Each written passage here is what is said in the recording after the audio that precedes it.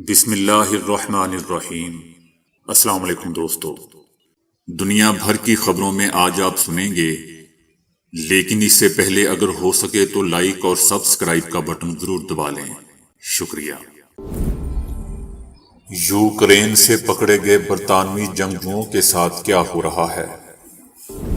الہان عمر کے دورہ کشمیر پر انڈیا کی شدید تنقید۔ سعودی عرب کی معیشت دگنی ترقی کرنے والی ہے، IMF۔ ہمارے فوجی زندگی کے آخری دن گزار رہے ہیں، یوکرینی کمانڈر۔ سعودی عرب میں مقابلہ حسن کرات اور آذان کے فاتحین میں 12 ملین ریال تقسیم۔ مریم نواز کے بعد اب احسن اقبال بھی ملک سے بھاگنے کی اجازت مانگ رہے ہیں۔ عزت کا راستہ یہی ہے کہ PTI کے منحرف رکن مستعفی ہو کر گھر جائیں، سپریم کورٹ۔ تو آئیے چلتے ہیں اب خبروں کی تفصیل کی جانب۔ روس نے کہا ہے کہ یوکرین میں گرفتار کیے گئے برطانوی جنگجوؤں کو کھانا کھلایا جا رہا ہے، پانی پلایا جا رہا ہے اور ضروری مدد دی جا رہی ہے۔ پریشان نہ ہو، روس ان کی دیکھ بھال کر رہا ہے، بالکل دوسرے غیر ملکیوں کی طرح جنہوں نے ہتھیار ڈال دیے ہیں یا حراست میں لیے گئے ہیں۔ روسی افواج کے ہاتھوں یوکرین میں پکڑے گئے 2 برطانوی جنگجو پیر کو روسی سرکاری ٹی وی پر نظر آئے تھے۔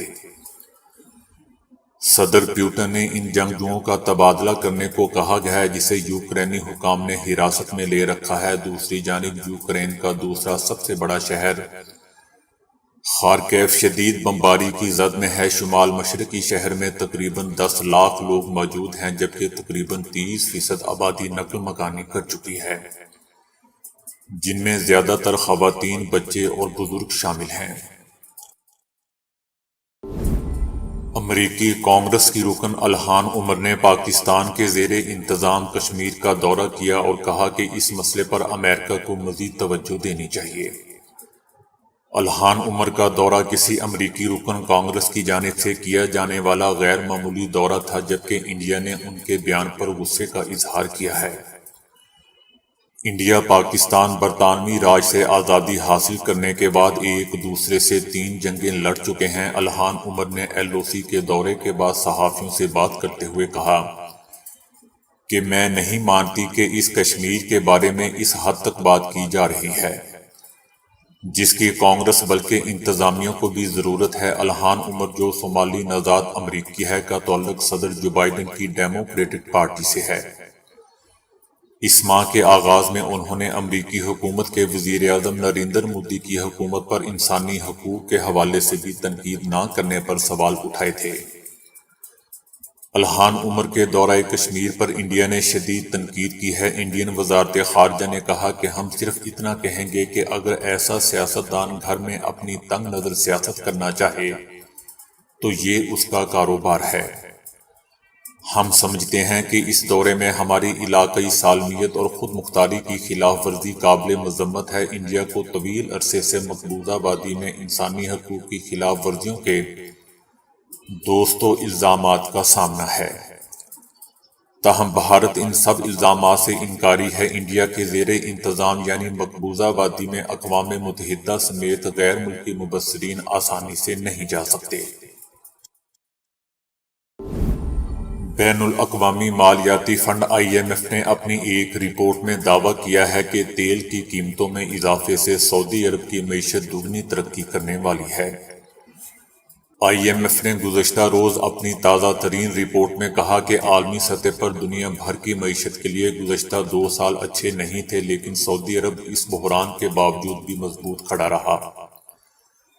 IMF کا کہنا تھا کہ حالیہ تیل کی قیمتوں میں ریکارڈ اضافے کا اثر تمام ممالک کی معیشت کے لیے کسی نعمت سے کم نہیں ہے۔ مالی طور پر مستحکم معیشتیں بھی اس بحران سے متاثر ہوئے بنا نہ رہ سکی ہیں۔ تیل کی قیمتوں کے اضافے سے اقتصادی طور پر سعودی عرب کی معیشت کو بے حد فائدہ ہوگا اور اس کی شرح نمو میں 2.8% اضافے کا امکان ہے۔ سعودی عرب کی پالیسیاں اس بات کا غماز ہیں کہ وہ بہتر انداز سے آگے بڑھ رہے ہیں۔ IMF کی اس اقتصادی پیش گوئی کے مطابق سعودی عرب کی معیشت صرف تیل کی برآمدی آمدنی اتنا کچھ حاصل کرنے کی صلاحیت رکھتی ہے جو کسی دوسرے ملک کو حاصل کرنے میں سال ہاں سال لگ جاتے ہیں۔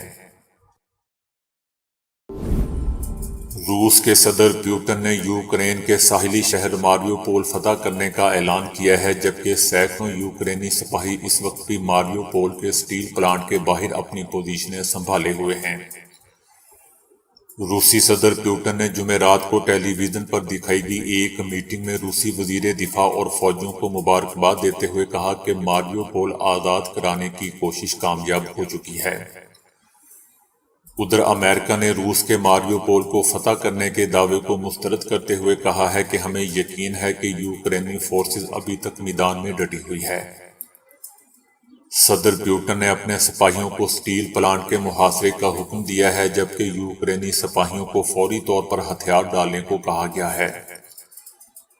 دوسری جانب یوکرینی حکام نے بھی اپیل کی ہے کہ ان کی شہریوں اور زخمی فوجیوں کو محفوظ انخلا میں مدد کی جائے۔ صدر پیوٹن نے کہا ہے کہ ماریو پول کے صنعتی علاقے جہاں اسٹیل پلانٹ ہیں، اس جانب جانا اب غیر ضروری ہے۔ اس کے راستے بند کر دیے جائیں اور وہاں جہازوں کی پروازیں روک دی جائیں۔ دوستو، یاد رہے کہ ماریو پول یوکرین کے مشرقی حصے میں واقع ایک اہم ساحلی شہر ہے۔ اس کے اطراف میں روسی علیحدگی پسندوں اور کرائمیا کے زیر قبضہ علاقے ہیں۔ اس شہر پر قبضہ کرنے سے روس کو ان دونوں علاقوں کو آپس میں جوڑنے کا موقع مل جائے گا۔ روس نے بدھ کو جاری کیے گئے ایک الٹیمیٹم میں یوکرینی فوج کو ہتھیار ڈالنے کا کہا تھا اور اس پر عمل کرنے والے فوجیوں کو راستہ دینے کا بھی اعلان کیا تھا۔ یہاں یوکرینی فوج کے ایک کمانڈر نے مدد کی اپیل کرتے ہوئے کہا تھا کہ ان کے فوجی زندگی کے آخری دن گزار رہے ہیں۔ سعودی عرب میں عطر الکلام یعنی کلام کی خوشبو کے عنوان سے منعقدہ حسن قرات اور اذان کے مقابلوں کے فاتحین کو 12 ملین ریال کے خطیر انعامات سے نوازا گیا ہے۔ مقابلے کے آخری دن مراکش کے یونس مصطفیٰ غربی کو حسن قرات کے مقابلے میں 5 ملین ریال کا پہلا انعام دیا گیا۔ دوسری پوزیشن برطانیہ کے محمد ایوب آصف نے حاصل کی، انہیں 20 لاکھ ریال کے انعام کا حقدار قرار دیا گیا۔ تیسری پوزیشن بحرین کے محمد مجاہد نے حاصل کی، جنہیں 10 لاکھ ریال کا انعام دیا گیا۔ آذان کے بین الاقوامی مقابلے میں ترکی کے محسن کارا کو پہلی پوزیشن حاصل کرنے پر 20 لاکھ ریال انعام دیا گیا۔ حسن قرات اور آذان کے مقابلے آئندہ سال بھی دوستوں ہوں گے، جن میں دنیا بھر سے امیدواروں کو شرکت کی دعوت دی جائے گی۔ مریم نواز کے بعد اب وزیر منصوبہ بندی احسن اقبال نے بھی ملک سے بھاگنے کی اجازت مانگ لی ہے۔ احسن اقبال نے احتساب عدالت اسلام آباد میں درخواست دائر کر دی، جس میں انہوں نے درخواست کی ہے کہ انہیں سعودی عرب جانا ہے۔ احتساب عدالت ایک بار بیرون ملک سفر کی اجازت دے۔ یہ درخواست احتساب عدالت کے جج اصغر خان کی عدالت میں دائر کی گئی ہے۔ نیب نے احسن اقبال کا نام ECL میں شامل کر رکھا ہے اور انہیں نارووال سپورٹ سٹی کمپلیکس میں مرکزی ملزم نامزد کیا گیا ہے۔ اس سے پہلے لاہور ہائی کورٹ کے بینچ نے مریم نواز کے بھاگنے کی درخواست پر سماعت سے معذرت کر لی تھی۔ سپریم کورٹ نے ریمارکس دیے ہیں کہ عزت کا راستہ یہی ہے کہ PTI کے منحرف رکن مستعفی ہو کر گھر جائیں۔ چیف جسٹس عمر عطا بندیال کی سربراہی میں سپریم کورٹ کے 5 رکن لارجر بینچ نے 63A کی تشریح سے متعلق سماعت کی۔ جسٹس جمال خان نے ریمارکس دیے کہ سیاسی جماعتوں کو تکلیف ہے تو علاج کریں، ہمارے سامنے اکثر جماعتیں آپ کے موقف کے خلاف ہیں۔ آپ کیا توقع کر رہے ہیں کہ ہم اکثریت کو چھوڑ کر آپ کی بات مانیں گے؟ صرف ایک سیاسی جماعت منحرف اراکین اسمبلی کے خلاف ہے۔ جبکہ چیف جسٹس نے کہا کہ چاہتے ہیں کہ آرٹیکل 63A پر ضمیر کے مطابق جو آئین کے تحت درست لگتا ہے وہ کریں۔ دعا کرتے ہیں کہ ہمارے فیصلوں سے ملک میں بہتری ہو۔ چیف جسٹس نے کہا کہ ملک کو میچور جمہوریت کی طرف لے کر جانا ہوگا۔ جسٹس منیب اختر نے کہا کہ عزت کا راستہ یہی ہے کہ منحرف رکن مستعفی ہو کر اپنے اپنے گھروں کو جائیں۔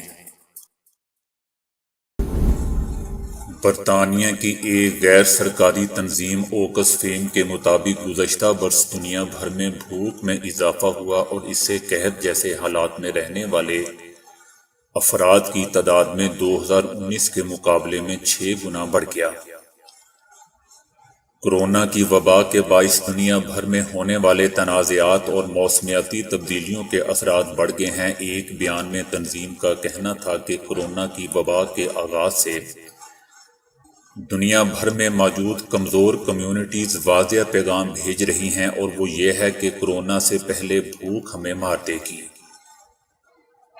آج بھوک کی وجہ سے ہونے والی اموات کورونا کے نتیجے میں ہونے والی ہلاکتوں سے زیادہ ہے۔ اوکس فیم کے مطابق کورونا کی وجہ سے 1 منٹ میں 7 لوگ مر رہے ہیں، جبکہ شدید بھوک سے ہر منٹ میں 11 اموات ہو رہی ہیں۔ اوکس فیم کا کہنا ہے کہ یمن، وسطی افریقہ، افغانستان، جنوبی سوڈان، وینزویلا اور شام وہ ممالک ہیں جہاں معاشی مسائل اور کورونا کی وجہ سے پہلے سے موجود خوراک کا بحران بڑھ گیا ہے۔ بڑے پیمانے پر بے روزگاری اور کھانے کی پیداوار کے شدید متاثر ہونے سے دنیا بھر میں کھانے کی قیمتوں میں 40% اضافہ ہوا ہے۔ یہ ایک دہائی میں ہونے والا سب سے زیادہ اضافہ ہے۔ دنیا بھر میں کل ملا کر 5 لاکھ سے زائد افراد قحط جیسے حالات میں رہ رہے ہیں، جبکہ 15.5 کروڑ افراد کو شدید بھوک کا سامنا ہے۔ یہ تعداد فرانس اور جرمنی کی کل آبادی کے برابر ہے۔ ان 15.5 کروڑ افراد میں 3 میں سے 2 لوگ ایسے ملک میں رہتے ہیں جہاں لڑائی یا کشیدگی چل رہی ہے۔ شوگر کے مریض عام طور پر ہاتھ پاؤں سن ہونے کی شکایت کرتے ہیں، اور بعض مریضوں میں یہ کیفیت بہت ہی شدید ہو جاتی ہے۔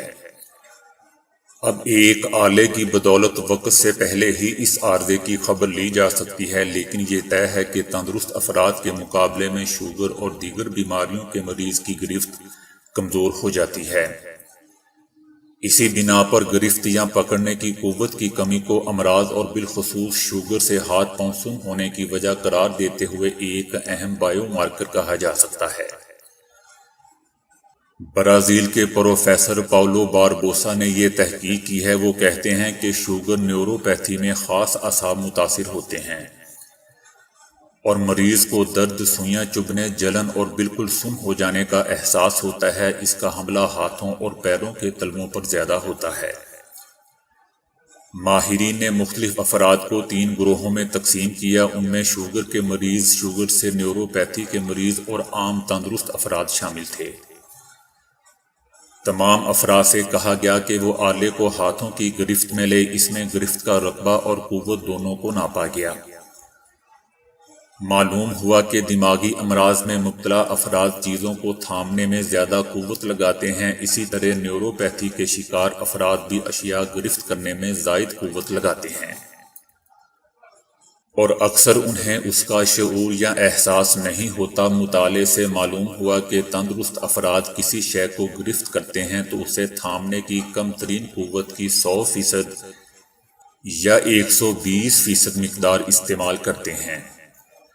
دوسری جانب شوگر نیوروپیتھی کے شکار افراد تندرست افراد سے 2.5 گنا زائد قوت لگاتے ہیں۔ اس تحقیق سے معلوم ہوتا ہے کہ کسی شے کو تھامنے میں شوگر کے مریضوں کی لگائے جانے والی قوت کو دیکھ کر ان میں نیوروپیتھی سے متاثر ہونے کا اندازہ لگایا جا سکتا ہے۔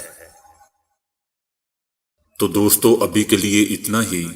ویڈیو کو لائک اور شیئر کرنے کا بہت بہت شکریہ۔